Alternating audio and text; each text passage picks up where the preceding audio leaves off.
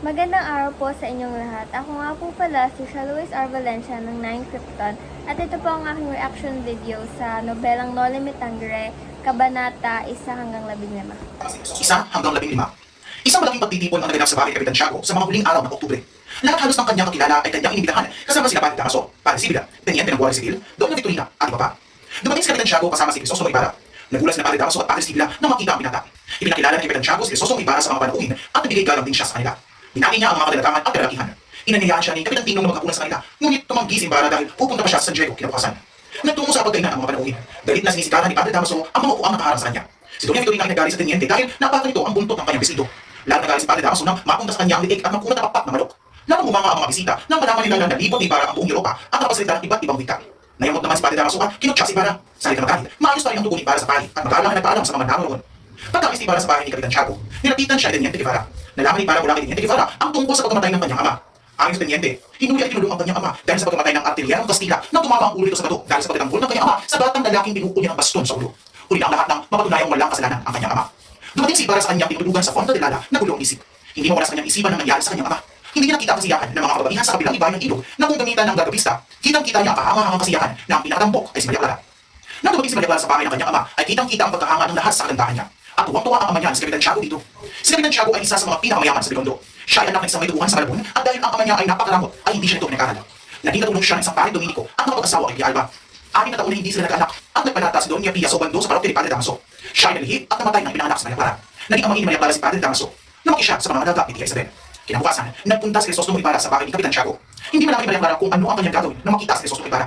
Nag-usap sila sa azotea at doon nila sinaliwa ang kanilang nakaraan. Hindi na tagal, nagpaalam si Crisostomo Ibarra dahil pupunta pa siya sa San Diego para dalawin ang libing ng kanyang mga magulang na ang kinabukasan ay araw ng mga patay. Sa kanyang sasakyan, nakikita ni Ibarra na walang pagbabagong nangyari sa kanyang dinadaanan. Ganoon pa rin ang kalagayan ng Manila.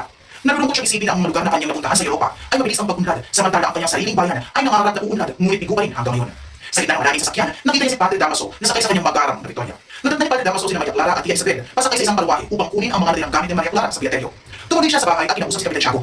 Samantala, si Padre Sibila matapos makapagmisa ng maaga ay nagtungo sa kumbento ng kanilang korporasyon at kinuwento sa matandang paring may sakit ang tungkol sa pagdating ni Ibarra at ang pagpapakasal nito kay Maria Clara.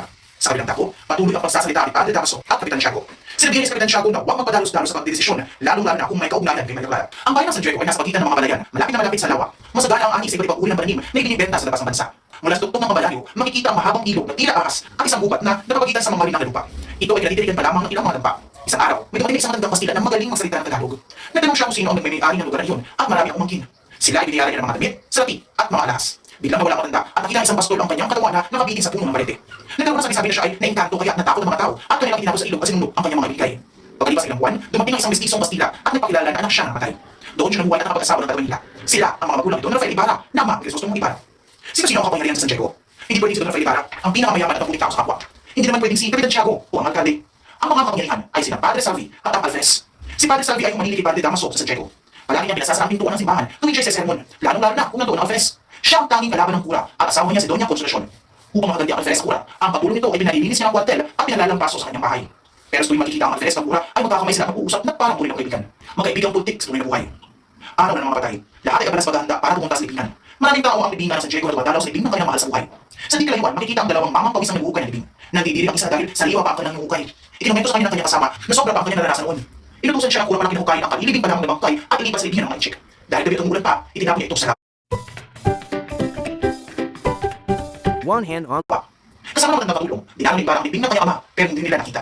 Nagtanong sila sa dalawang tagapaglibing at sinabi na hinukay at ibinalipas sa kanya sa libingan ng mga inchik. Sa halip, itinapon niya sa lawa dahil gabi at umulan pa noon. Nagalit at niyog-yog siya ni Ibarra. Nagmakaawa siya at sinabi na inutusan lamang siya ng kurang malaki. Galit na lumabas sa sementeryo si Ibarra. Nasalubong si Padre Salvi na sa sobrang galit ay diniinan niya ito sa liig at napaluhod ang kura. Takot na sinabi ng kura na may nagagawan ay si Padre Damaso. Binitiwan siya ni Ibarra at tinulungan siya ng matandang utusan ng katayo. Ang lahat ng mga iyan ay nasaksiyan ni Piloso Potasio. Maraan siya kumiling at nabigang masamang pangitain. Si Tasio ay dating estudyante ng filosofia. Pinahinto siya ng kanyang ina dahil natakot itong makalimutan ni Tasio ang Diyos. Magkasunod na namatay ang kanyang asawa at ina, kaya tumutok na lamang siya sa pagbabasa ng mga aklat.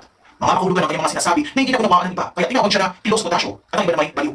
Dinaanan niya ang dalawang magkapatid na si Crispin at Basilio. Sinabihan niya na hinihintay sila ng kanyang ina at pinaghanda sa araw ng mga patay. Nasa ikalawang palapag ng kabanaryo ang dalawang magkapatid na si Cristan. Hindi pinayagan sa Cristan mayor si Crispin na makauwi dahil pinagbintangan niya ng umuha ng kwalta. Kinaladkad niya ang mga bata pababa ng hagdan. Ang aral po natutunan ko sa nobela ay hindi po mababago ng pera o anumang kapangyarihan ang pagkatao ng isang nilalang. At hindi rin po, wag din po natin hayaang maging hadlang ang kahirapan sa pagkamit ng ating mga pangarap.